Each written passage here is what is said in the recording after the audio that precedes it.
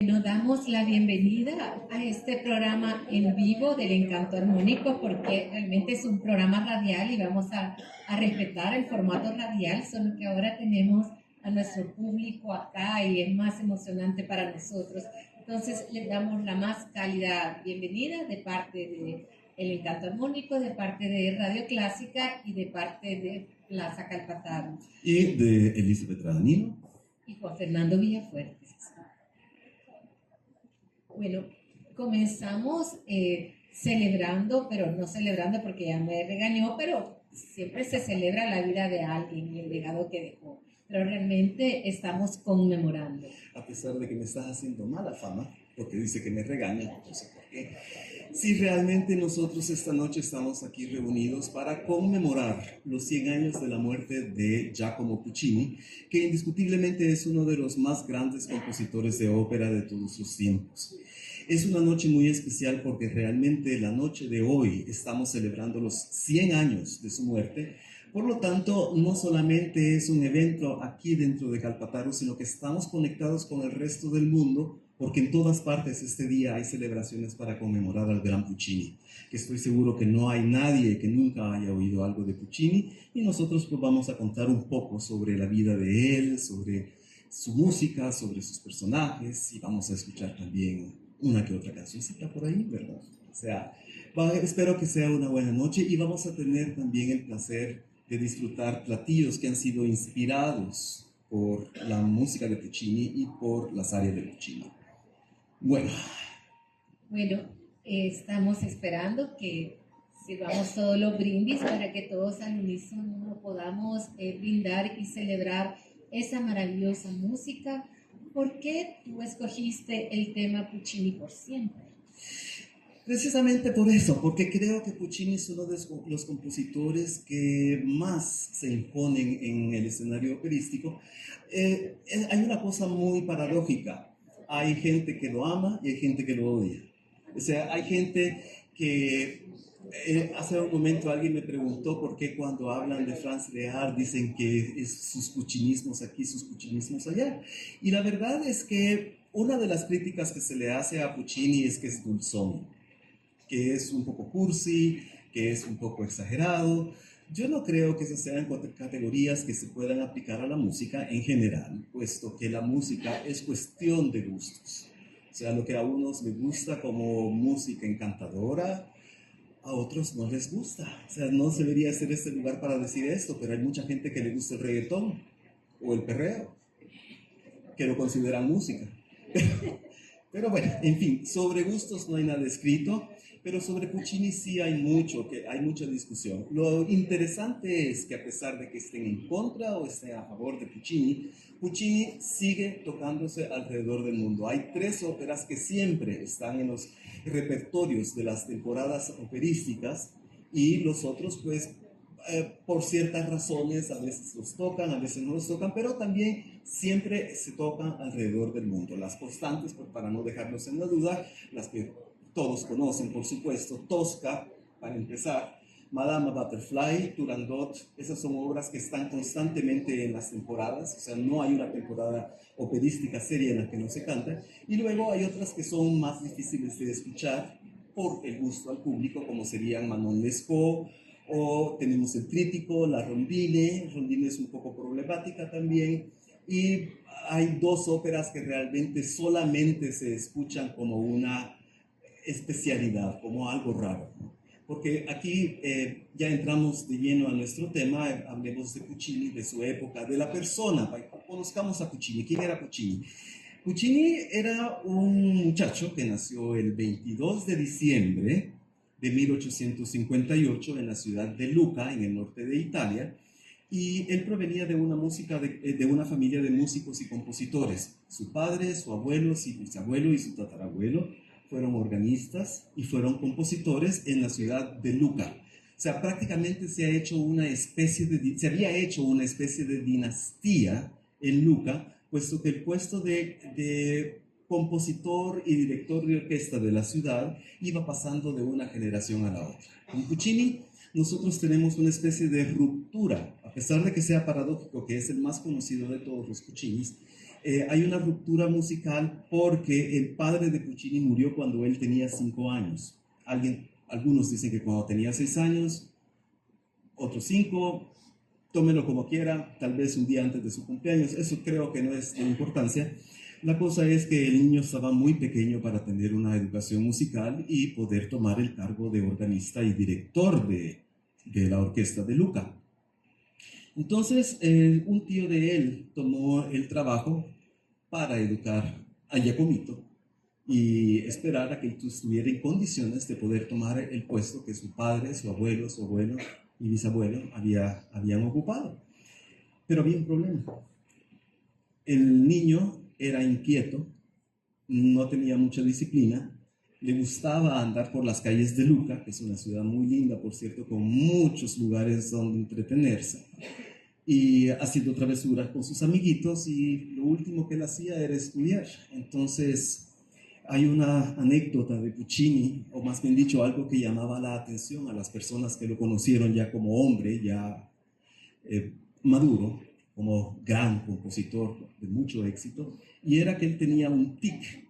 Cuando él oía una nota falsa, recogía las piernas. Porque su tío, cuando le estaba enseñando a partir de los 6 años música, cuando se equivocaba, le tiraba una patada en la chimpinilla. O sea, creo que todos conocen esto, ¿no? Es así como cuando, por ejemplo, los esposos están diciendo algo indebido en la mesa y la esposa está por abajo pegándole y él todavía dice, ¿por qué me estás pegando? Yo creo que eso lo conocen muchas personas. Aquí no quiero ver a nadie, ni quiero vivir a nadie, pero para que tengan la idea, eso era lo que hacía este señor con Giacomo Puccini cuando era niño. Y bueno, de alguna forma el niño se desarrolló, aprendió música y el talento de compositor sí era algo que él aparentemente tenía innato, porque aún antes de irse para Milán al conservatorio a aprender música como es debido, ya empezó a componer. O sea, hay un preludio sinfónico 4 años antes de Milán y hay un par de composiciones de él que denotan una calidad musical muy alta, aunque él todavía no tiene la maestría del dominio de las notas, ni tampoco mucho menos el operístico. Entonces él se va a Milán, donde tiene contacto con las corrientes contemporáneas, pues para que tengan una idea también de lo que estaba pasando en Italia, que era muy importante.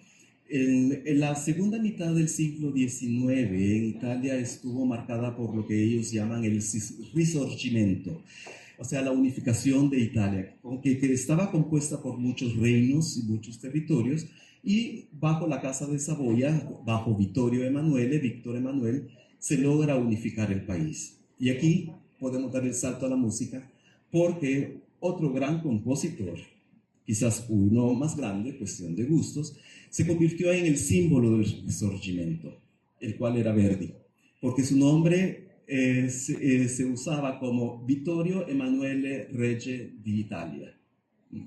Entonces, se escribía con puntito, ya era una declaración política. Se escribía solo, era el nombre del gran compositor. Entonces, Verdi llevó la ópera italiana a su máximo exponente, por decirlo así, ¿no? Antes que sigas con todo el resto del programa, es hora del brindis. Sí, pero no te estás emocionando. Bueno, sí. Bueno, quería proponer el brindis para conmemorar a este hombre que nos dio tanta felicidad y que nos va a seguir dando y que nos acompaña y al que conmemoramos hoy en la noche. Por Puccini.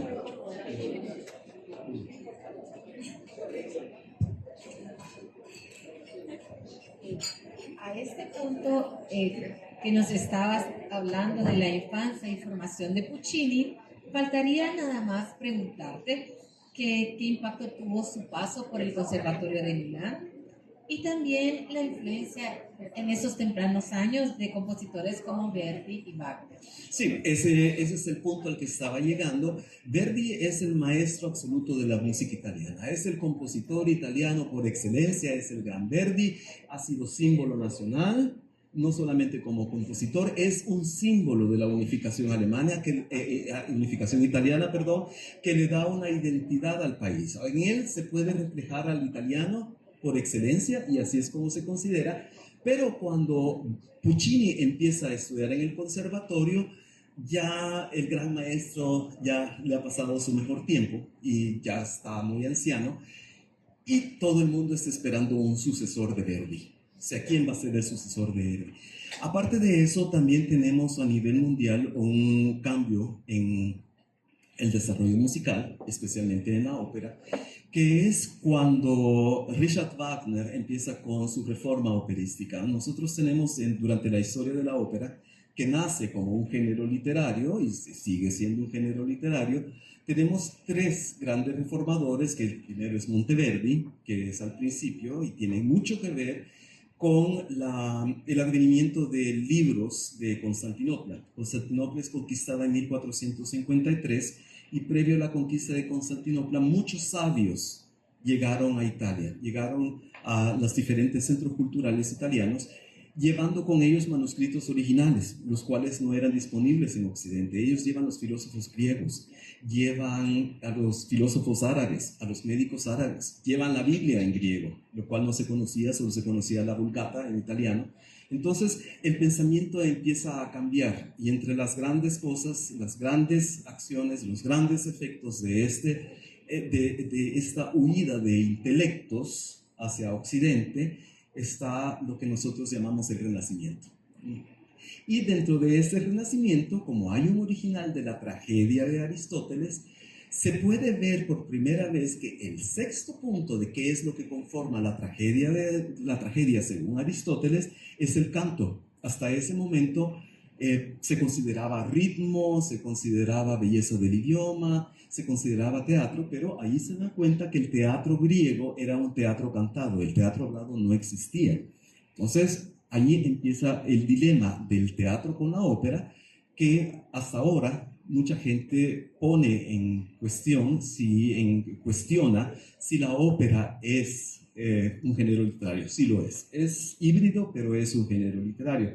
Entonces, nosotros tenemos al principio a Monteverdi, tenemos después de eso al gran Christoph Willibald Gluck, que él enseñara en Schönbrunn a los hijos de María Teresa, la emperatriz de Austria, música, entre ellos a María Antonieta, que como gran logro cultural de esta reina francesa que perdiera la cabeza, es haber llevado a Gluck a París, donde él lleva también la reforma de la ópera, según él. O sea, y luego Wagner. Común a los tres compositores, es que ellos consideran que la ópera es un género literario. Y en el caso de Wagner, y también en Monteverdi y en Gluck, es un teatro que no se interrumpe. El reino de la ópera italiana es sencillamente recitativo, aria. Recitativo, aria. Y lleva el nombre de ópera de números, porque las arias todas tienen un número, entonces el director dice vamos a cantar número tal, y ese es el que se canta, de ahí viene la palabra ópera de número, lo cual no existe en la ópera wagneriana. Y esta influencia es tan fuerte que la última ópera del gran maestro de la ópera italiana, Verdi, es Falstaff, la cual sigue el principio de la reforma. Pues esta reforma no se limita solamente a Alemania, sino que es una reforma que está movilizando el mundo de la ópera, y tenemos que acordarnos que en esa época ir a la ópera no era algo fuera de lo normal, era el entretenimiento de la gente, era la televisión, era con que la gente iba a la noche a matar el tiempo, y por eso participaba activamente de estas cosas. Entonces Puccini llega al conservatorio con todo este movimiento existente. Y en primer lugar, su primer maestro fue Amilcare Ponchielli, autor de La Danza de las Horas y, por supuesto, La Gioconda, a la que pertenece La Danza de las Horas, y se encuentra con otros personajes interesantes que nosotros conocemos actualmente bajo el nombre de compositores del verismo. Se habla mucho de verismo, y entre ellos, por supuesto, tenemos al máximo representante del verismo, que es... perdón. Bueno, vamos a profundizar eso en el siguiente segmento. Perdón, por eso me había puesto esto para ver el tiempo. Cuando me emociono, se me van los caballos, perdónenme. Entonces, bueno, vamos a cortar esto. Puccini empieza sus clases, él tiene contacto con todas estas personas, él empieza a aprender, empieza a investigar y también es una persona que actualmente no se habla así, se dice que él tenía su estilo, pero la verdad es que él está muy consciente del desarrollo musical y absorbe el conservatorio en Milán y hay un concurso de ópera organizada por una de las dos grandes casas editoriales italianas y todo el mundo, por supuesto, el mundo musical se da cuenta del talento de Puccini y todos dicen, él va a ganar el concurso. ¿Qué pasa? No lo gana. Pero todos estos nombres, Mascagni, Giordano, Ponchielli, Leoncavallo, o sea, los grandes números, los grandes nombres de la literatura y de la música italiana dicen, no puede ser, este hombre es un genio, la bilis, que así se llama la primera ópera, es magnífica, entonces nosotros vamos a reunir el dinero y lo vamos a presentar en uno de los teatros de Milán. Lo presentan con mucho éxito y entonces le encargan a él la segunda ópera. Puccini está experimentando. Puccini ya domina la música, Puccini es un genio musical, es como compositor, pero está buscando su estilo todavía. Y entonces escribe su segunda ópera, realmente gran ópera, que se llama Edgar. Es una ópera muy complicada que Puccini mismo después dijo que descanse en paz.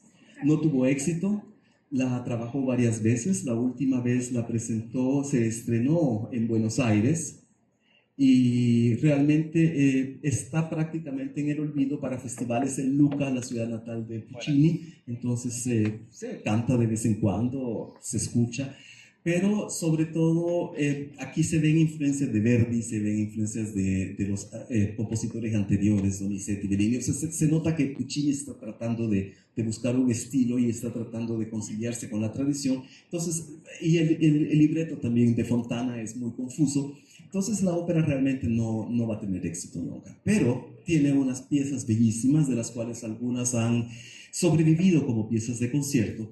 Y para darles un ejemplo de la belleza musical que puede tener eso, pues para hoy en la noche vamos a comenzar nosotros escuchando un aria como canción de recital de la ópera Edgar, de otro de los personajes principales que se llama Frank, que nos la va a ofrecer nuestro gran tenor José Guerrero. Y pues espero que ustedes disfruten mucho y escuchen lo que un barítono puede hacer. Maestro.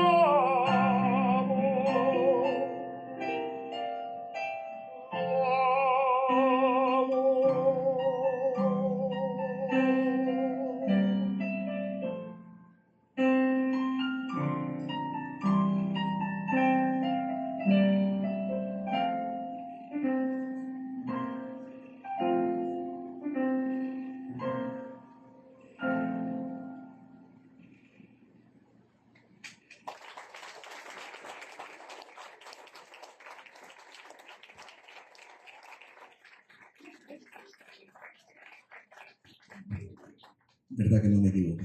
Es linda, es bella. Por cierto, es un área que casi no se oye. Es muy desconocida y nuestro barítono aquí pues la tiene ahora como repertorio, como una novedad. Perdón, Elizabeth, tú continúas, pero no hemos dicho lo que es esto. Dicho lo que es esto, es un Puccini Spritz. Es el equilibrio perfecto entre la dulzura de la mandarina y el amargo del Campari. Y por qué no también un poco de prosecco, y es la bebida ideal después de esta exquisitez que acabamos de escuchar. Gracias, José. Y a continuación, bueno, presentamos a la crema Mimi. Nada como el cálido sabor de una crema de brócoli acompañada con granos de elote y aceite de albahaca. Y acá, bueno, entramos en el segundo espacio nuestro, el segmento segundo, que es la ópera en la época de Puccini Verismo. ¿Cuál era el estado de la ópera italiana al momento en que comienza su carrera? Que más o menos ya lo tocaste. ¿Cómo definiríamos el realismo y el verismo en la ópera? A ver si te acuerdas de qué manera ya como Puccini se alineó o se apartó de los ideales del verismo de los compositores, cómo se revela él también, y qué retos se enfrentaron los compositores de ópera para comunicar y conectar con un público más moderno. Y otra que me interesa mucho y que tiene que ver con nuestros cantantes, ¿por qué las historias cotidianas y emocionales se volvieron tan atractivas en esta era? Porque yo creo que tienen que preparar sus Kleenex, sus pañuelos para lo que sigue. Sí, bueno, como empecé a decir, Puccini está en el centro del movimiento. Claro, no es tampoco raro, puesto que él está en Milán, donde se encuentra la meca de la ópera. Por supuesto, está en el Conservatorio de Milán con los grandes compositores, con los nuevos compositores, como Cilea, Giordano, Leoncavallo, Bocchieri, todos ellos. Tiene que influenciarlo. Claro, él es un genio musical y aunque él no lo viera así, tiene la inquietud de encontrar una propia lengua. Por eso el desastre de Edgar, porque él toma de muchos compositores la tradición y trata de tomar también las nuevas innovaciones. Entonces es una amalgama de estilos realmente. Y el libreto, aunque sea malo, no importa porque hay óperas muy malas, con libretos muy malos que tienen mucho éxito. Podemos hablar, por ejemplo, de lo que es un desastre libretístico como la flauta mágica, lo cual la estructura es completamente absurda, pero es porque está hecha de un montón de pedazos de cuentos y al final no cuajan, pero la música de Mozart es muy bonita y entonces es una ópera que se escucha también todos los años. O El Trovatore de Verdi también, una ópera en que al final uno se pregunta, bueno, ¿y él de quién es hijo? Pues, o sea, ¿es hijo de ella o hijo de él? ¿O ella es la mamá o es la tía o qué? ¿De dónde apareció? O sea, no importa. La música salva muchas veces a la ópera, esos no son casos aislados, pero en el verismo, el movimiento de principios del siglo XX en Italia, se trata de buscar una estructura literaria que provenga de las novelas y también de las otras obras teatrales para darle más consistencia libretística a las óperas. Y entre ellas tenemos pues la primera ópera después de Edgar de Puccini, que es un caso muy especial, que es Manon Lescaut, que la verdad es que es una ópera que sobrevive sin arias. O sea, es muy wagneriana en ese sentido, aunque no funciona como las óperas de Wagner, pero sí es una ópera de música continua, tal vez interrumpida por un aria del tenor de 2 minutos y medio, pero en realidad es una historia continua, es una obra también adaptada de la literatura, de la obra Manon Lescaut, de la de Prévost de 1730, o sea, ya es pre-revolucionaria, y es un gran éxito.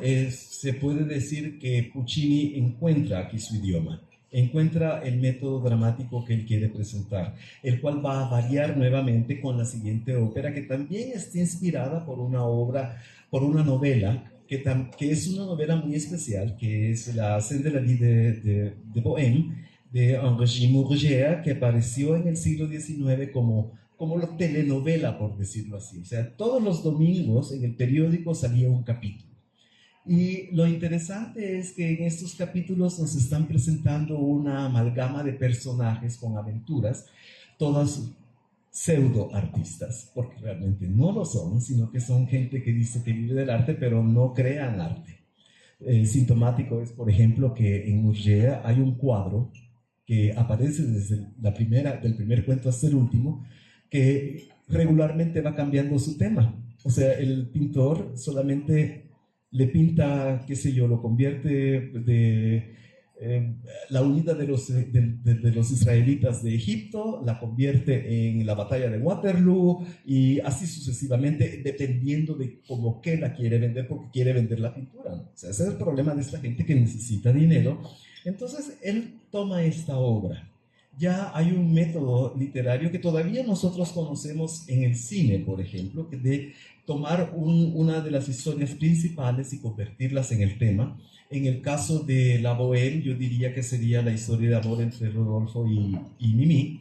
Y en el segundo acto, que es un acto donde se presentan todos los personajes durante una feria de Navidad, van a cenar, y Mimi pide una sopa, una crema que queda abierta. Es uno de los muchos detalles que hay en las obras de Puccini que no tienen que ver con la trama en sí, pero ella pide una crema. Entonces uno de ellos dice, es una dama. O sea, está caracterizándola a ella también. Es una mujer fina, es una mujer que a pesar de que vive en una guardilla muriéndose de hambre y ella vive para su arte, es artista, porque yo creo que es la única que trabaja en todo el libro, por cierto. Ella borda rosas y flores en pañuelos. O sea, ella se encarga de eso. Algo muy delicado. Es muy delicado. Tiene una crema. Señorita, por supuesto. No. Entonces, yo pensé sería bueno, nosotros tenemos esta inspiración que es también algo muy importante con Puccini, puesto que él ya está buscando las obras que tienen éxito literario. Él no está buscando obras desconocidas. Ya con Manon Lescaut es un libro muy reconocido, muy importante en el canon de literatura francesa, todavía hoy en día, y también Murger, a pesar de que está muy olvidado y mucha gente no lo lee, precisamente porque Puccini le robó el tema. O sea, mucha gente no alcanza a leer la novela, entonces hace una imagen romántica, y de ahí viene Puccini, el puccinismo, o sea, aquello de que está haciendo cursi la historia, porque la verdad es que la novela nos está describiendo problemas existenciales, mientras que la ópera también nos la presenta, pero por ese romanticismo con Mimi y Rodolfo, entonces nosotros estamos viviendo un romance, estamos viviendo, pobrecita, ella borda sus rosas, lo conoce a él, se van a celebrar la Navidad, viven un romance, y entonces él quiere separarse de ella para que ella tenga la oportunidad de buscar a otro hombre que la pueda mantener porque se está muriendo. Y entonces ella escucha todo esto y muerta en llanto le dice, no, vamos a esperar hasta la primavera, a ver si me muero o no me muero, pero entonces decidimos y se quedan juntos, ¿no? En un acto muy lindo, con música sensacional, o sea, realmente es increíble. Y bueno, creo que todos saben que termina, ¿no? Pero por aquel que no lo sepa, Mimi se muere, por supuesto. Y es una de esas muertes de ópera italiana que duran y duran y duran, porque Mimi se está muriendo de tuberculosis y todavía tiene tiempo de pedirle a Musetta que le vaya a comprar un muff, ¿cómo se llama? ¿Perdón? No, se llama manguillo.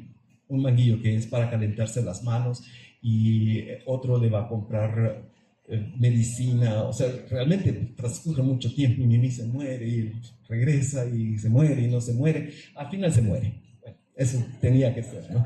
Entonces, eso, sí, o sea, realmente lo estoy diciendo así, pero es un proceso largo, ¿no? O sea, es un proceso bastante largo de la muerte de la pobre Mimi.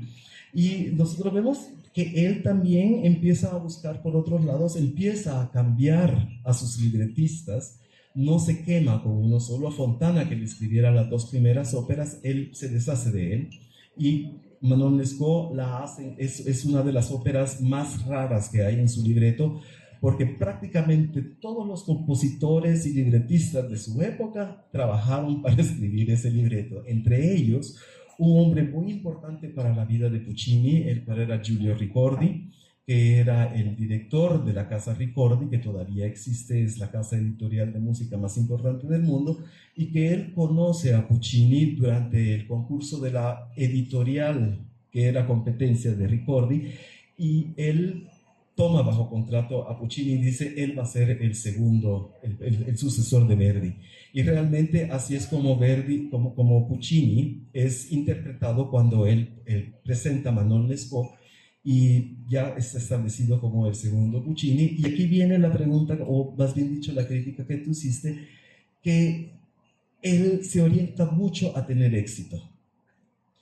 Ricordi quería que él fuera el sucesor de Verdi, lo cual es una competencia muy grande, ¿no? O sea, es una responsabilidad muy grande y es un problema porque pues Verdi era el gran hombre, ¿no? Entonces era una responsabilidad increíble y ahí surge algo que nosotros conocemos mucho, que es la venta de mercancías. Ricordi no solamente vende las partituras, sino que vende abanicos, tabatiere, pañuelos, pósteres, papel higiénico, lo que usted quiera, todo con música de Puccini, ¿no? O sea, él hace dinero y Puccini hace muchísimo dinero y lo disfruta también. Por ejemplo, una de las pasiones de Puccini era ir a las presentaciones de su época, de sus óperas, sin importar dónde fuera. Entonces él se va a Roma, él se va a Londres, se va para Alemania, él va a Nueva York, él va a Buenos Aires, donde presenta a Edgar. Y estando en Nueva York para la presentación de Manon Lescaut, conoce a un señor de apellido Velasco, al que le lee un libro también que lo quiere entonar, pero se le viene otro proyecto anterior que sería entonces La Fanciulla del West, que empieza a trabajar en esta época, que va a salir posteriormente. Él regresa a Europa con el encargo de La Fanciulla del West y también se encarga de buscar partituras. Puccini, a diferencia de muchos compositores, se involucraba mucho en el trabajo de sus óperas. O sea, él realmente se puede decir volvía locos a los libretistas, ¿no? Porque los hacía trabajar generalmente en grupo y veía algo que no le gustaba y les decía, esto no lo quiero así, lo quiero así. Y ellos pues tenían que ver, muchos terminaron prácticamente exhaustos y peleados con Ricordi, porque Ricordi siempre estuvo detrás de Verdi, de Puccini, y esto fue hasta que él murió. Pero en este proceso de trabajar las novelas, los libros, los temas populares, nos deja, por ejemplo, esta maravillosa ópera que es La Bohème, en la cual no solamente está la historia de amor, sino que también nos presenta un personaje que en aquella época estaba muy de moda por su profesión, como Violetta Valéry, y que aquí nosotros en Puccini la conocemos como Musetta, como una de las melodías más lindas que Puccini escribiera, y que yo quisiera que escucháramos todos juntos el Vals de Musetta, interpretado por nuestra incomparable Connie Palacios. Maestra.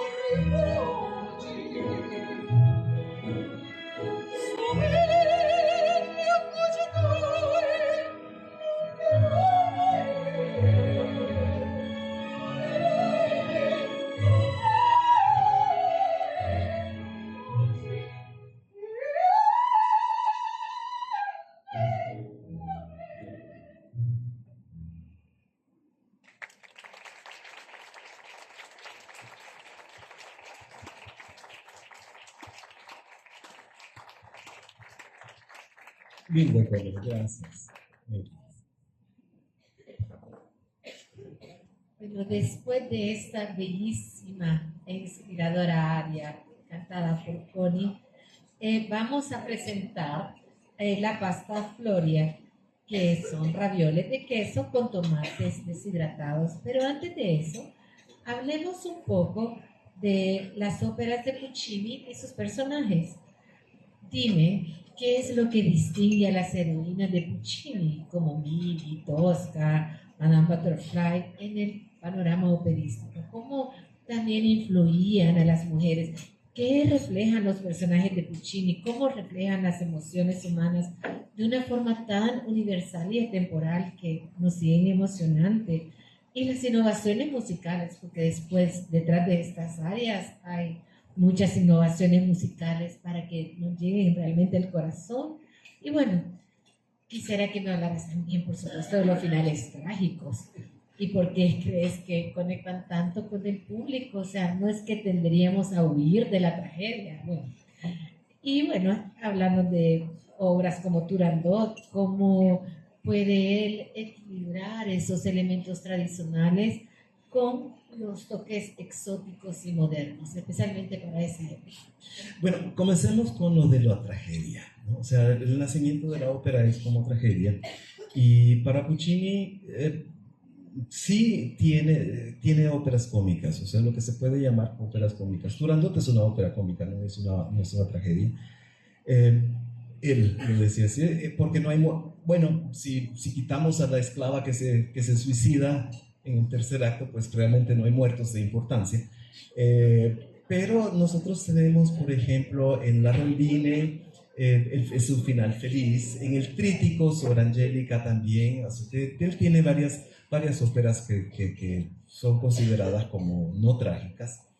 Pero la tragedia también es el estilo mucho de Puccini. Él juega con sus personajes. Y lo interesante es que en la ópera verdiana, por ejemplo, él ya trata personas, pero no con la intensidad y el análisis psicológico con que Puccini lo hace. Porque es cierto que Verdi nos presenta personas de la calle, gente como tú y yo, con la que podemos identificarnos hasta cierto punto, pero Puccini no está buscando que nos identifiquemos con las personas, sino que está buscando que nosotros encontremos un sentimiento en sus personajes.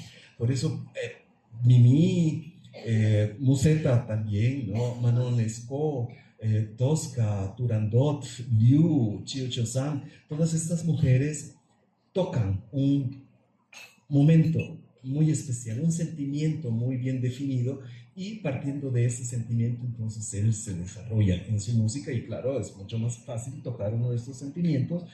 La música en sí es un lenguaje muy especial. También Puccini viene de la época en la que existió algo que se llamaba poema sinfónico.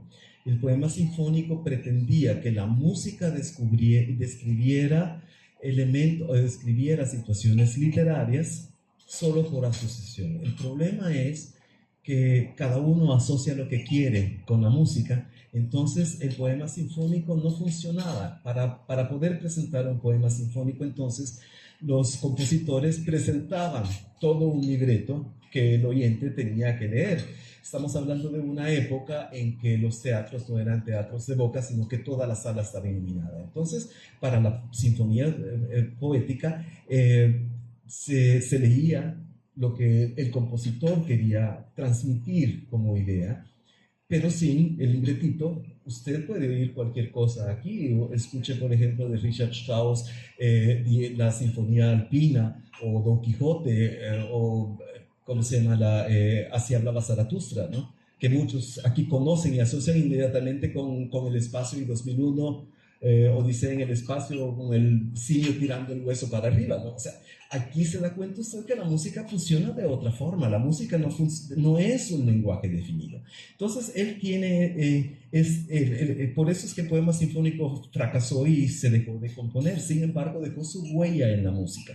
Y esa es la huella que Puccini logra tomar en sus composiciones. O sea, él se busca dentro de los personajes el momento psicológico para motivar en el oyente, junto con el texto, el sentimiento que él quiere. Y así es por lo que nosotros tenemos estos personajes tan finamente, psicológicamente dibujados. Aunque personalmente se habla mucho de las heroínas, yo prefiero a los héroes de Puccini. Me parece que son mucho más interesantes. Tal vez les parezca raro, uno de mis favoritos es Scarpia, el malvado en Tosca, que nos describe la pasión que él siente por esta mujer. Mientras atrás está desarrollando un Te Deum, el gran desfile va pasando, monaguillos, incienso, curas. En la presentación actual de Verona, por ejemplo, en la arena de Verona, hasta el Papa pasa por enfrente, ¿no? Y él está hablando de la pasión que siente por Tosca. Y es más, cuando el Te Deum llega a su fin, él dice: Tosca, me has hecho olvidar a Dios, lo cual sería algo que Verdi nunca hubiera hecho. Entonces, él está desarrollando toda la psique de este personaje.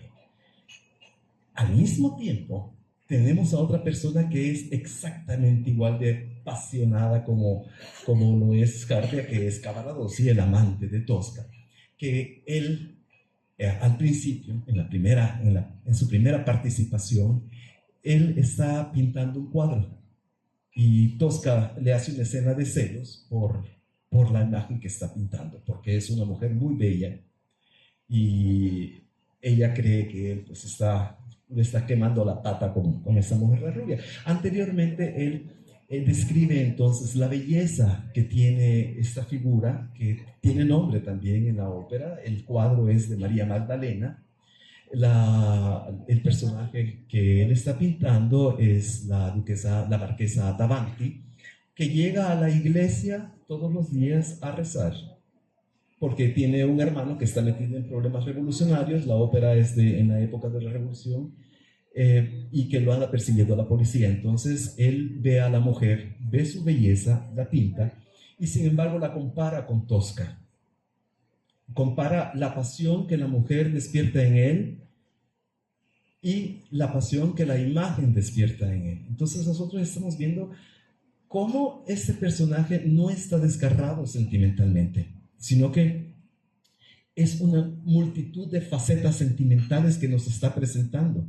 O sea, que él es capaz de amar la belleza, de admirarla, y por el otro lado está también con la mujer que él ama, que ama sobre todas las cosas, ¿no? Y con lo que va a haber mucho desarrollo. O sea, aquí, como ustedes pueden ver, tenemos dos hombres en esta ópera que se consumen de pasión realmente, lo podemos decir.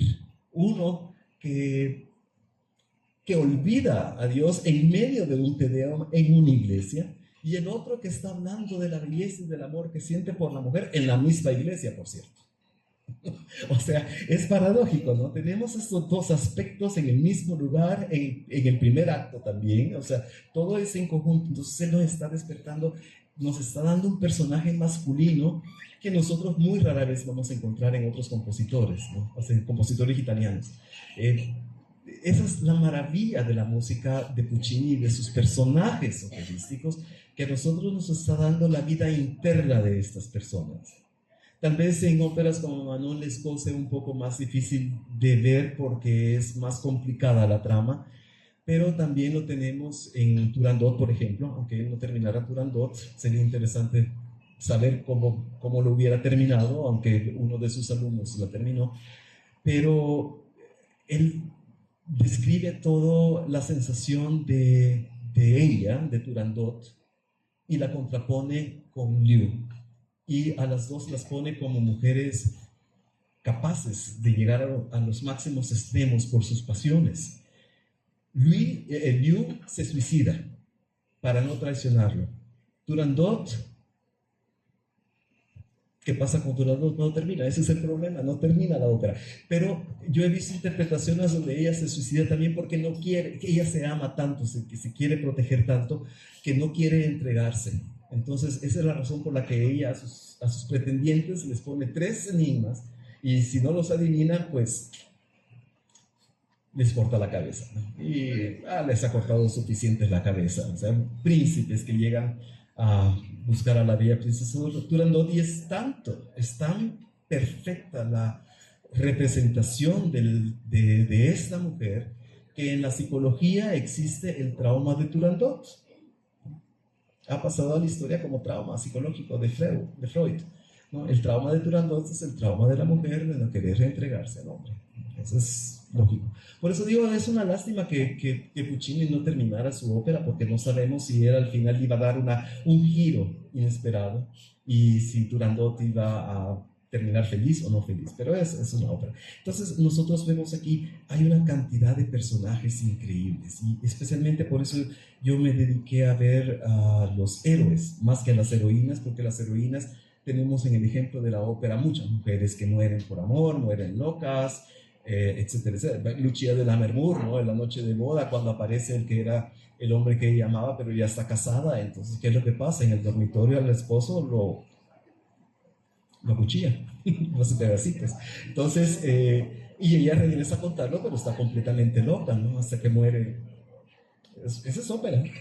O sea, lo siento, esa es la realidad de la ópera. Y Puccini lo hace un poco más sutilmente, nos hace entender, nos hace sentir esas pasiones.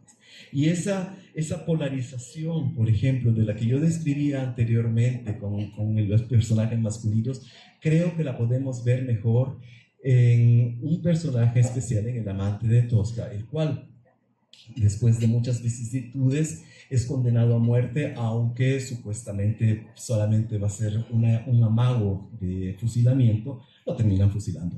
Pero este hombre ya empieza a darnos a nosotros lo que es la pasión por una persona, de recordarse de lo que es el amor. Y entonces Puccini nos ha dejado una de las áreas más bellas que existe, que es el despedirse del recuerdo, de despedirse del amor, y que se llamaba El Luce van le stelle, y que pues nuestro tenor nos va a ofrecer hoy en la noche. Esaú Osorio con ustedes, El Luce van le stelle de Tosca.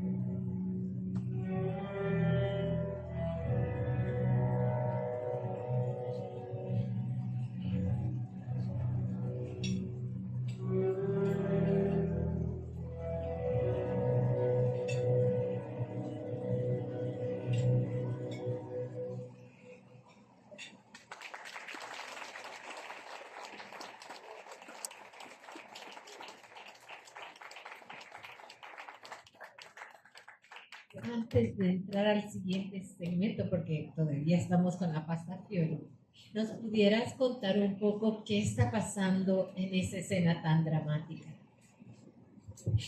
Él está esperando que lo lleguen a fusilar. Sencillamente, este pobre hombre está esperando que lo lleguen a fusilar y llega Tosca a decirle que lo ha salvado. Desgraciadamente, a Tosca la han engañado también porque lo va a hacer un amago de fusilamiento, lo terminan fusilando. Pero él ya ha cantado lo mucho que la ama, que las mismas estrellas que él está admirando son las estrellas que una vez admiró con ella. O sea, es muy cuchillo. Y eso es lo que mucha gente critica con sus sentimientos. O sea, yo no considero que va directamente a la sensación de la persona. Creo que es comprensible para todos esto. No llegamos a esos extremos posiblemente, pero bueno, cada uno, ¿no?, por su cuenta, pero eso es lo que nos conmueve a nosotros, que él nos está describiendo sentimientos y nos hace sentirlos, nos hace comprenderlos y sentirlos. Eso es lo especial de Puccini, creo yo, con respecto a sus personajes. Pero Juan Fernando lo van a fusilar y todavía puede admirar las estrellas. Aquí tenemos a alguien de la Asociación de Astronomía, Miriam Graves, y a pesar de, están las estrellas. Sí, porque son las mismas estrellas que admiraba con ella, ¿no? Las estrellas son eternas, las estrellas le recuerdan, con las estrellas puede soñar, en las estrellas ve a su Floria. Y pues bueno, ese es el problema que tiene nuestro querido Cavaradossi, que hasta el final él que conserva su pasión por ella. No le importa, no está diciendo que qué desgracia me van a matar. O sea, él está recordando las horas felices que viviera con ella. La ilusión, la pasión, el amor, todos estos sentimientos. Y claro, si usted ha estado escuchando por 2 horas y media todo el drama de lo que son pasiones, se llega un momento en que necesita un descanso, ¿no? Y este es un descanso digamos, para sentir solamente. La ópera en general, aún la ópera de números, funciona de tal manera que el lenguaje es retrasado. En una obra teatral, la velocidad del lenguaje es como el lenguaje normal, lógicamente, pero en la ópera, por el tanto, tiende a retrasarse. Entonces el oyente tiene la oportunidad de interiorizar y de ordenar un poco este torbellino de sentimientos que ha estado sintiendo. Y en esos momentos, pues, es cuando el sentimiento se sienta y se va aumentando la sensación. O sea, el método me parece que es muy interesante, porque también nosotros lo tenemos en otras óperas. Quedémonos con la ópera italiana, ¿no? En la Ettore Verdiana, por ejemplo, en Traviata, pues estamos viendo cómo Violeta al principio es una mujer coqueta y conoce a Alfredo y se enamora de él, y Alfredo se enamora de ella, y luego continúan en el segundo acto hasta en el campo disfrutando de la vida hasta que aparece el padre de ella.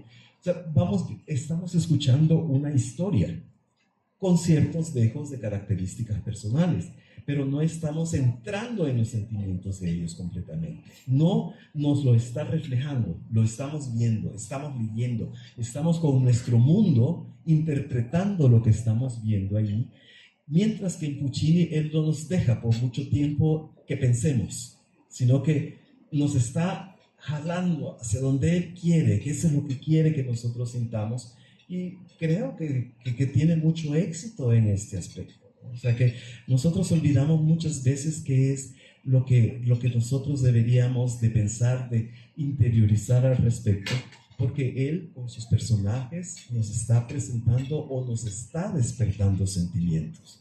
En parte, esto es lo que en el verismo también se trata de desarrollar cuando se dice que el verismo se orienta mucho en la literatura, porque como experiencia de todos nosotros, cuando leemos una novela, nosotros estamos imaginándonos algo. Nos imaginamos al personaje, nos imaginamos la situación, nos estamos sintiendo también, con la diferencia que usted una novela la puede cerrar, ponerla y pensar lo que está pasando, ¿no? En la ópera no puede hacer eso. En la ópera, como en el teatro, está pasando en ese momento. Y con la música, que tiene su propio lenguaje también y que es capaz de despertar sentimientos sin freno. La verdad es que la música nos puede motivar terriblemente. Entonces, él lo está guiando por todos lados, por el lado que él quiere. Y nosotros lo estamos sintiendo y no lo podemos evitar. Yo creo que ninguno de nosotros puede en ningún momento decir, ¿qué voy a hacer? O sea, tendría que ser muy poca comprensión con respecto a las situaciones humanas como para hacerlo. Yo tengo la curiosidad de preguntarle a uno de nuestros cantantes de esta noche si sienten que la ópera se goza y se sufre al mismo tiempo. José.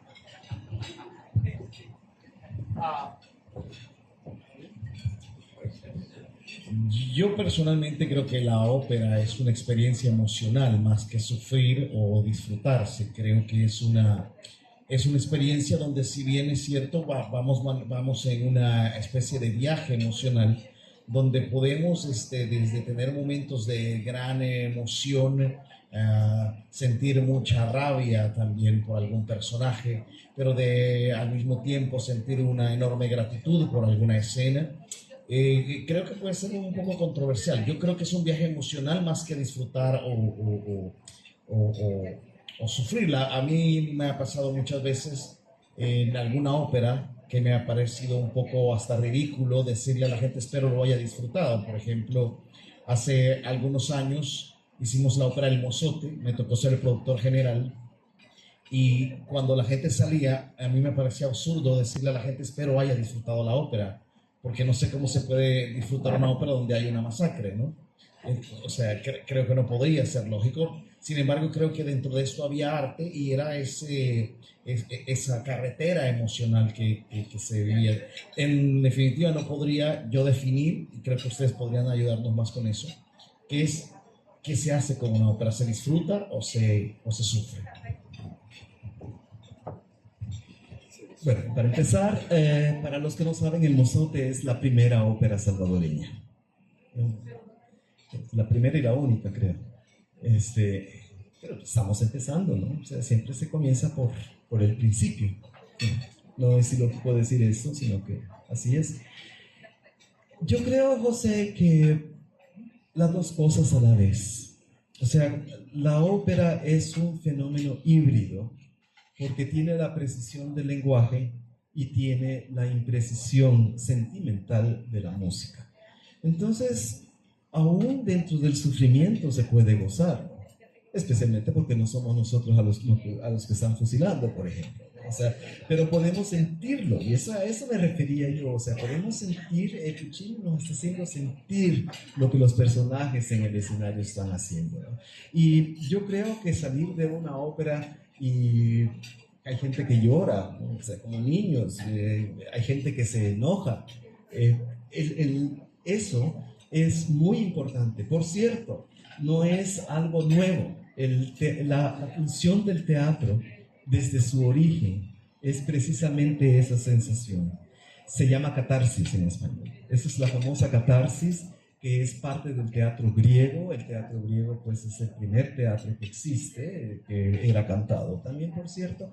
Entonces, el objetivo de la catarsis es que el vidente, que la persona que lo está viendo, suelte sus propios sentimientos, ¿no? Que se purifique. Ese es el objetivo, porque el teatro surge como un género religioso, es una experiencia colectiva en la que los autores lo que pretenden es que la persona se identifique con los personajes y dé rienda suelta a sus sentimientos para purificarse, para poder limpiarse. Es un rito. Es un rito y como vemos, pues hasta el momento sigue siendo lo que la ópera nos da. O sea, sufrimos, lo gozamos.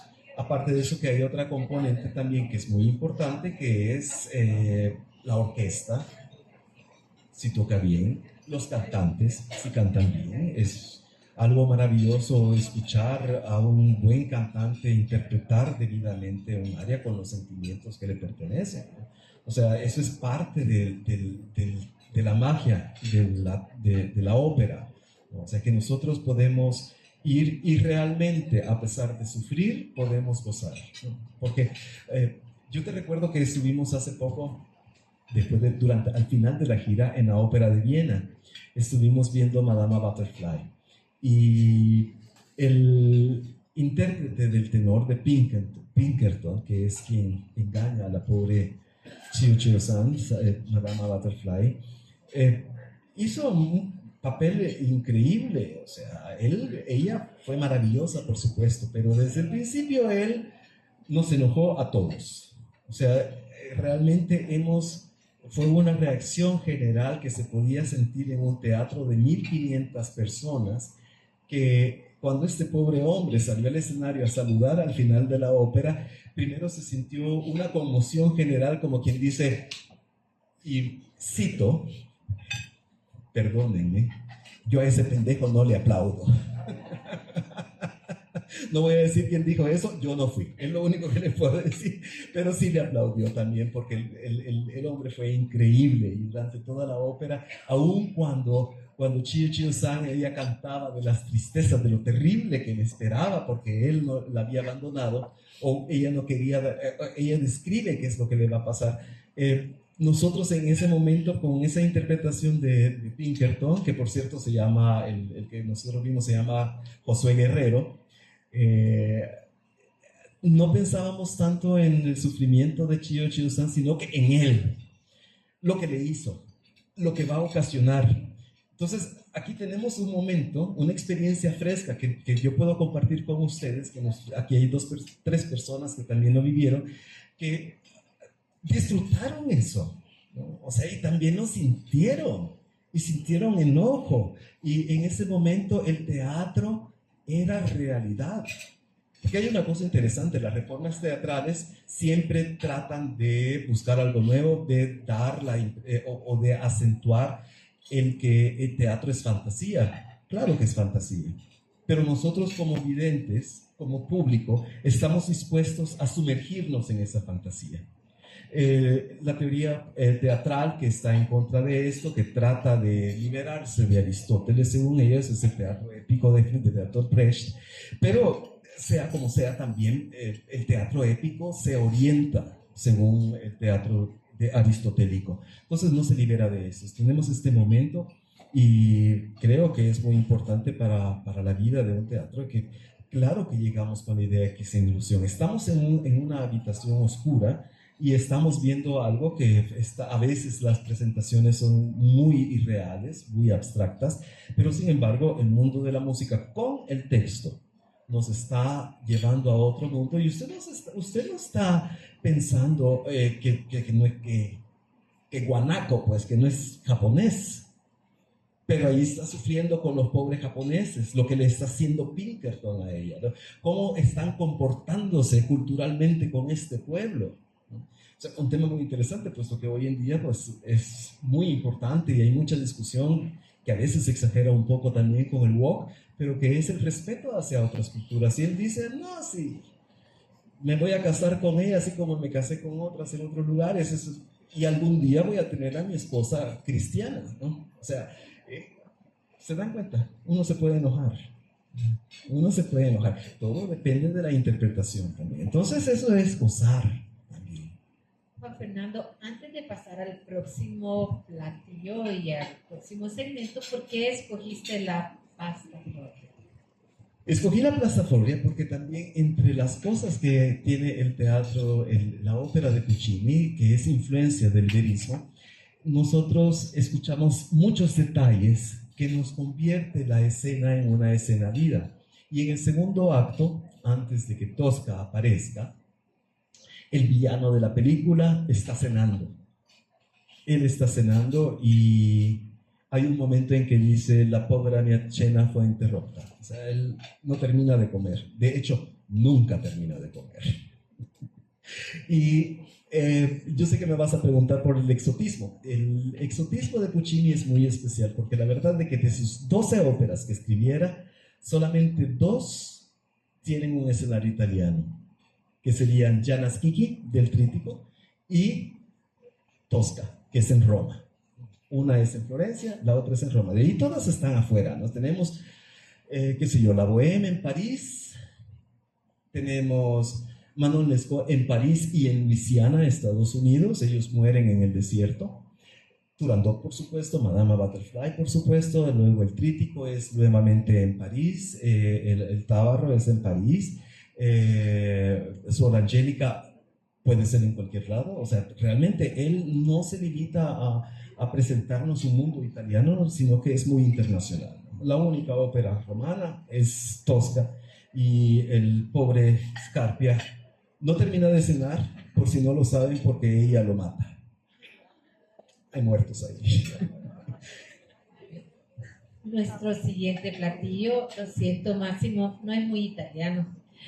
Vamos a tener un tofu butterfly, que es un tofu empanado hecho en casa, salsa ponzu, alga nori, ajonjolí, ceniza de zanahoria y albahaca deshidratada. Y con esto también van las preguntas para ti. ¿Listo? Preparado. Bueno. ¿Por qué crees que Puccini sigue siendo uno de los compositores de ópera más interpretados en el mundo? ¿Cómo influye su música en las generaciones posteriores de compositores y artistas? ¿Y qué aspectos de su obra, que ya más o menos lo has tocado, han ayudado a que trascienda tanto en lo cultural como en lo emocional? De eso lo hemos hablado mucho. Y también, ¿cuál es el lugar en la transición de la ópera del siglo XIX al siglo XX? Y una pregunta, no sé qué me vas a contestar, pero si él viviera en nuestros tiempos, ¿crees que continuara siendo un pionero de la ópera, adaptándose a los nuevos estilos y tecnologías? Bueno, es un complejo bastante grande lo que me has preguntado. Yo sé, pero tú puedes. Puccini no es innovador. Él encuentra su lenguaje. Puccini encuentra un lenguaje, y eso es lo que tiene que ver por qué nosotros seguimos escuchando a Puccini. En gran parte es porque nos toca directamente el corazón, porque nos habla, porque nos presenta fenómenos humanos que somos nosotros capaces de comprender, que son atemporal. O sea, así lo sintió quizás el hombre de las cavernas, y así lo va a sentir el hombre del futuro en la luna. El ser humano tiene esos sentimientos absolutos y Puccini los sabe representar. Desde el punto de vista de ópera, lo innovativo es que él descubre el momento psicológico. Voy a terminar después hablando un poco más de lo que sería su legado y lo que sería esto, pero todos nosotros vamos con mucho gusto a oír una ópera de Puccini, o la vemos por televisión o la vemos en el cine. No sé si aquí presentan películas en el cine. Creo que no, creo que se hizo anteriormente, pero no. En Europa ahora se presentan las óperas, se presentan las grandes producciones de las grandes casas con regularidad. Tenemos la oportunidad entonces nosotros de ver, por ejemplo, una nueva producción de Manon Lescaut en la Metropolitana. Vamos a un cine donde la están pasando en vivo. O sea, también hay que levantarse temprano o hay que acostarse muy tarde, dependiendo, pero todos tenemos la oportunidad de ver eso, lo cual sería fantástico. Tal vez vamos a reunir firmas aquí para que una cadena de cine nos dé ese placer, porque existe y hay público para esto. Entonces, si usted dice, bueno, vamos a ir a ver El Anillo de los Nibelungos desde Bayreuth en vivo, a usted no le va a importar irse a tirar las 17 horas que dura El Anillo de los Nibelungos, porque lo está viendo en vivo, ¿no? Y está comiendo popcorn a la vez. O sea, mientras Brunilda y las otras valquirias están con Toho y Ojo, acarreando cadáveres, En el escenario usted se está comiendo su popcorn, ¿verdad? Pero, ¿por qué no? ¿Por qué no? O sea, realmente es una forma de popularizar la ópera y de tener la oportunidad de ver grandes producciones. Y si nosotros vemos, por ejemplo, los programas de cine, hay por lo menos 2 o 3 óperas de Puccini. Tosca, Madama Butterfly y, qué sé yo, La Bohème. De vez en cuando Turandot, que es la que sigue, porque el problema no solamente es un problema de producción, sino que también es un problema de canto. Se dice, por ejemplo, de Turandot, que Turandot le costó la cabeza a muchos príncipes, pero también se dice que Turandot le costó la laringe a muchas cantantes, a muchas sopranos, ¿no? O sea, ese es un problema con el que tienen que cantar muchas personas, o sea, que tienen que luchar muchos cantantes, que las obras de Puccini son muy exigentes. Y, por ejemplo, en Madama Butterfly el tono se mantiene muy alto todo el tiempo y es muy pesado, y entonces nosotros necesitamos una persona que cante eso. Normalmente un cantante de ópera en estas grandes producciones la repite quizás una vez a la semana, o sea, la canta 2 veces y luego descansa porque su voz pues no quiere arruinarla, no la quiere quemar. Hay fenómenos especiales, por supuesto, porque no lo voy a negar. Tenemos a la gran María Callas, que pues, es un ejemplo especial. Ella estaba cantando Il Puritani de Bellini en La Fenice, en Venecia, y se enfermó la intérprete no, perdón, ella estaba cantando la Valquiria de Wagner en La Fenice. O sea, estamos hablando de un papel muy fuerte, y se enferma la cantante de Puritani de Bellini. Entonces Tullio Serafín le dijo, no tengo soprano, cánteme. Se llama ¿cómo? De Puritani, bueno, cánteme, bueno, Gita o algo así creo que se llama. Cánteme Puritani. Y ella le dijo, no, maestro, yo estoy cantando Valquiria, eso es Wagner, eso requiere mucho. Y usted quiere que yo cante en 3 días, ¿cómo me voy a aprender toda una ópera en 3 días? Y él le dijo, usted puede, hágalo. Y aquí tenemos que ella se va de la Valquiria wagneriana al papel bellísimo del canto de Bellini, se aprende el papel en 3 días y lo está cantando durante varias semanas. Un día Bellini, al siguiente Valquiria, Bellini, Valquiria, Bellini, Valquiria. Claro, el precio de esta aventura y de esta habilidad de ella es que perdió la voz muy joven. O sea, relativamente, no relativamente joven, la perdió muy joven. Era una mujer de entre 45 y 50 años cuando ya su voz estaba gastada, ¿no? Porque ella también, además de cantar estas óperas, ella cantaba con mucha intensidad cuando ensayaba. Ella nunca cantó sottovoce, sino que siempre cantó fuerte. Pero ese es un caso especial y me estoy saliendo del tema. Nosotros estamos aquí, no me vea así, doña Connie, estamos aquí interpretando a Puccini. ¿Por qué es tan popular?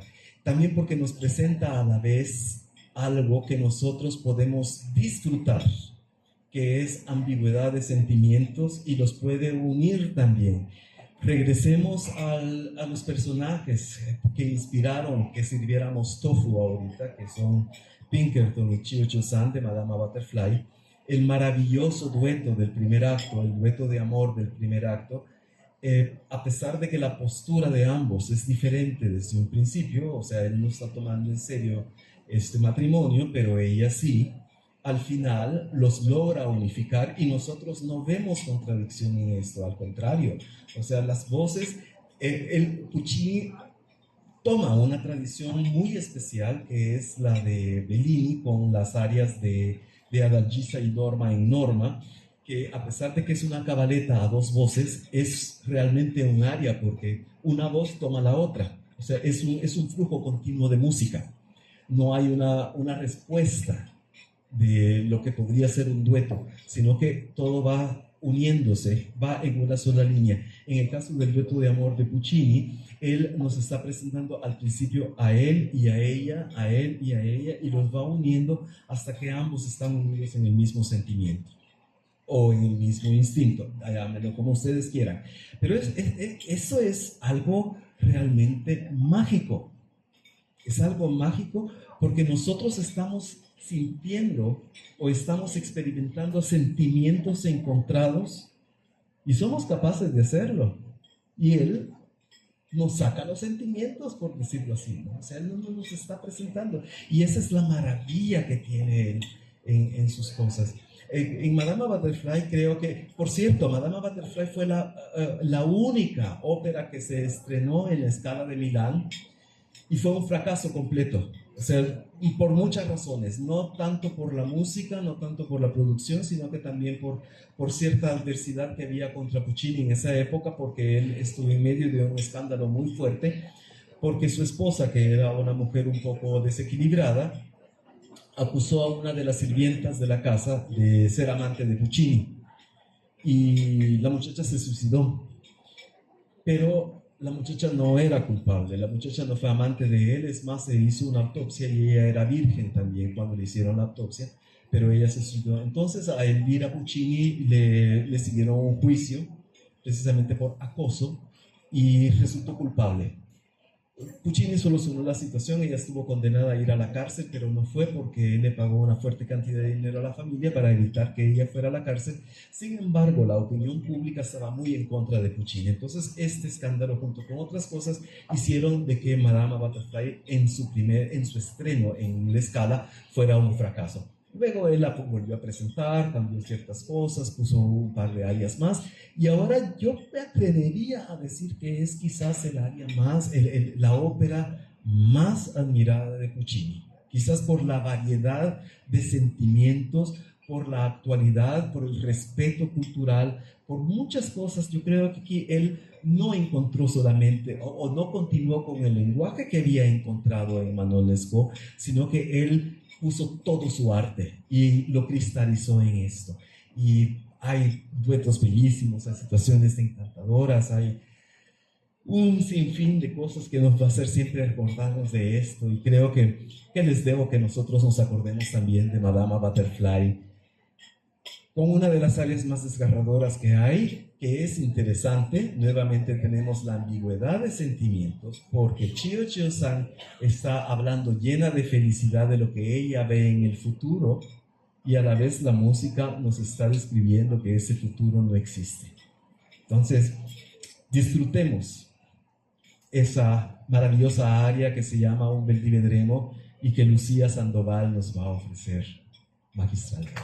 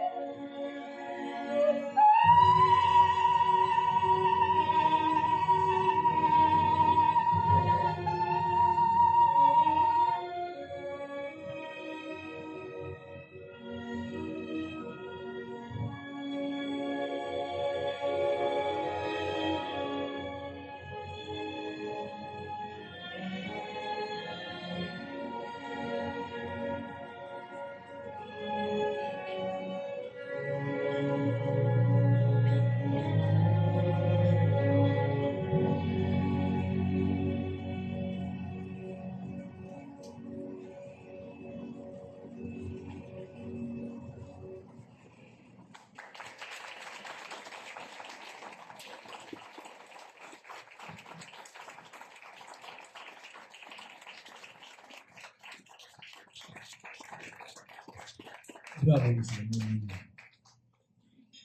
Bueno, sigamos hablando de la pasión, porque yo creo que todos nos hemos conectado con la pasión esta noche, ¿no es así? De diferentes formas, para bien y para mal. Entonces, bueno, nuestro último plato y después vamos a dar la bienvenida también a los comentarios y a la participación de nuestros amigos esta noche, mientras disfrutamos del postre, del merecido postre. Vamos a servir la pasión de Calaf, que es un mousse de maracuyá y tiene también fresas confitadas. ¿Por qué escogiste la pasión de Calaf? Bueno, nuestro chef se inspiró de todo lo que le estuviste contando en una reunión que tuvieron ambos. Sí, como dije anteriormente, para mí los héroes de Puccini son muy especiales, no solamente las heroínas. Y Calaf es una persona apasionada también, que está dispuesto a morir, a perder la cabeza literalmente por amor. O sea, aquí vemos una pasión exagerada, o sea, si ustedes lo quieren decir así. Pero contar una historia y vivirla son dos cosas diferentes. Entonces yo pensé, ya tuvimos a la pobre Floria Tosca, ¿no? en los ravioli, tuvimos a Chio Chio-san en el tofu, tuvimos a Mimi, y ¿por qué no le dedicamos también a uno de los héroes un platillo, ¿no? Y entonces el postre, para endulzarnos un poco, pues, porque Calaf gana la apuesta. Es uno de los triunfadores, ¿no? Y él le pone una apuesta a Turandot también, o sea, él no solamente gana, sino que le mete la pata también. Y dice, bueno, yo te adiviné las 3 preguntas, ahora tú me vas a... Porque ella le dice, no, yo no me quiero casar. Entonces le dice, bueno, entonces yo te pongo una pregunta. Y la pregunta es, sencilla y llanamente, ¿cómo me llamo? Entonces, creo que su legado no es tanto lo innovador, sino que sencillamente habernos regalado con tanta obra y haber confiado en el lenguaje que él mismo desarrolló, a pesar de ser una persona que siempre estaba atento y buscando un lenguaje nuevo que él lo encontró para él. Y lo creo muy adecuado porque... Creo que el lenguaje musical, un compositor tiene que serse fiel hasta cierto punto. Puede tener un desarrollo, pero tiene que serse fiel también, como lo hizo, por ejemplo, Richard Wagner, que en sus óperas, las primeras óperas son del periodo romántico, son muy buenas, pero también él va desarrollándose poco a poco, va eliminando ciertos elementos, va añadiendo otros, y así es como él se va desarrollando. Puccini no lo pudo hacer. O sea, él pudo desarrollar desde la tradición su propio lenguaje. Desgraciadamente no trascendió, no hubo trascendencia en la ópera, y por eso es que nosotros muchas veces decimos que Puccini fue el último compositor de ópera italiana. No es cierto, existen otros, ¿no? Está Stanono, está Respighi, hay varios, o sea, todavía ahora se sigue produciendo, pero ya no es el centro de producción de ópera italiana, y tampoco pues los movimientos musicales ahora en primer lugar son internacionales, y en segundo lugar pues la música contemporánea, moderna, contemporánea, clásica es muy difícil de interpretar, aunque existen óperas que requieren mucha concentración, digámoslo así, para poderlas entender y para poderlas disfrutar. En este caso muy bien. Entonces nosotros tenemos en Puccini un personaje que siempre estuvo a la búsqueda, que estaba consciente del desarrollo musical, que estaba consciente de la riqueza que tenía. ¿Ya nos sirvieron el postre? Bueno, ya vamos a esperar después. Entonces nosotros tenemos aquí un repertorio de 12 óperas. Él escribió tan pocas, en parte porque él necesitaba tiempo. Leía los libretos, primero buscaba los libretos. Él los buscaba con mucha calma, luego buscaba los libretistas, o más bien dicho, buscaba los libros, los temas, luego buscaba los libretistas, luego los dejaba trabajar, luego se peleaba con ellos, porque muchos de ellos quisieron renunciar varias veces. Terminaba, escribía la música, la presentaba, y él iba a las casas de la ópera, como yo dije anteriormente, iba a ver las producciones, él veía a los cantantes, veía las producciones, aunque no hablara el idioma, él estaba presente siempre. O sea, no tenía mucho tiempo porque estaba viajando por toda Europa, Estados Unidos y hasta Buenos Aires, porque Edgar se presentó por primera vez en Buenos Aires.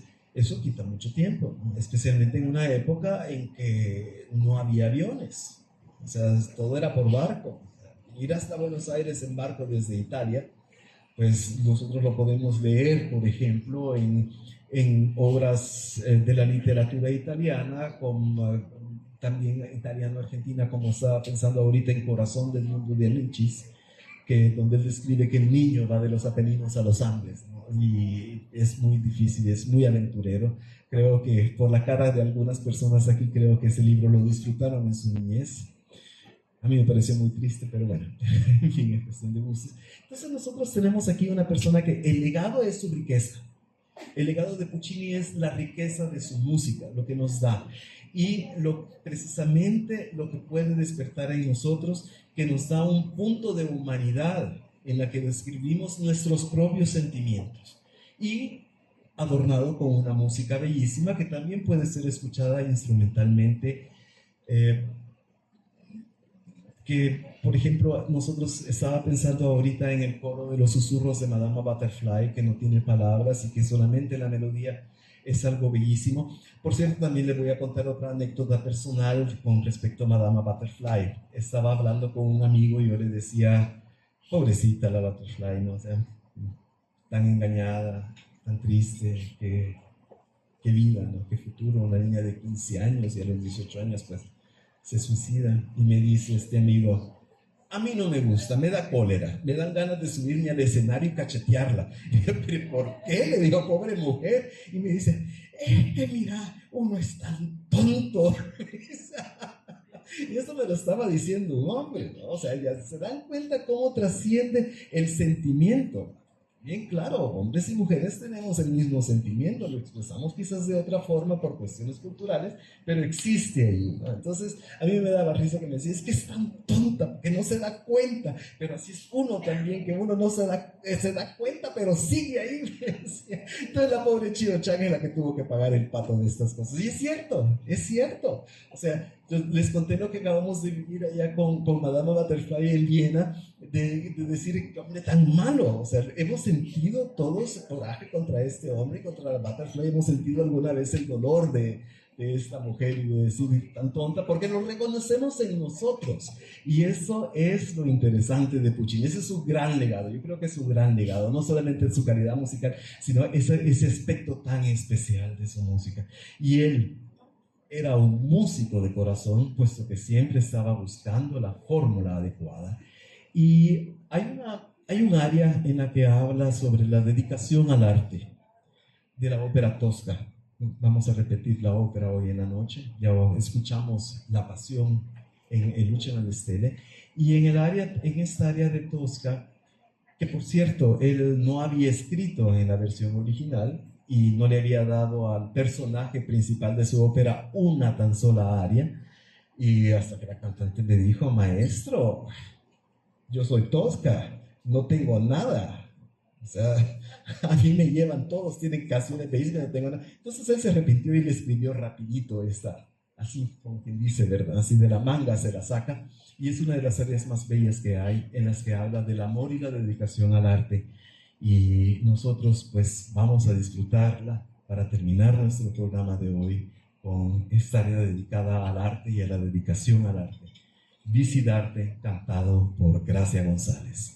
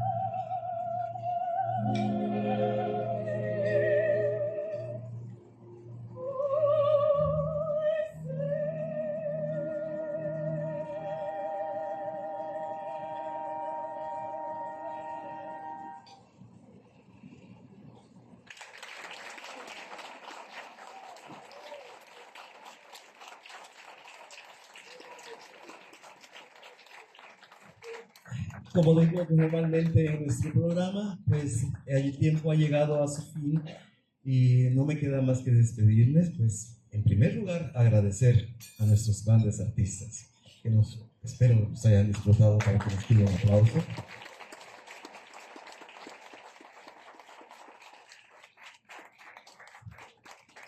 Para el maestro, aquí atrás, el que está atrás, sin el cual no va a ser posible esta noche. Mauro Iglesias.